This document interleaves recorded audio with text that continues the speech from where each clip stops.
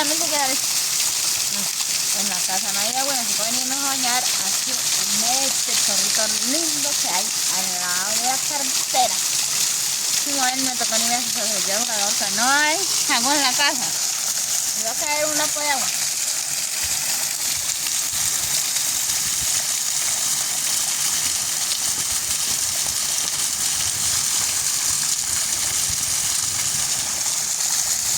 Vamos a mojar el rabito.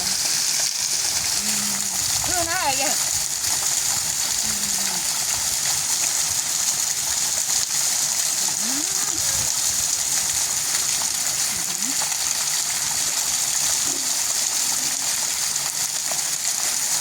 Así se da una ducha.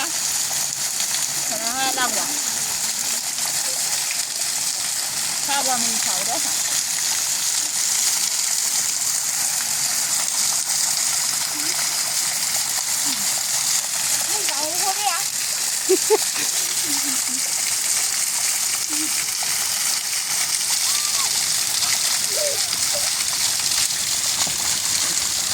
Uy, no.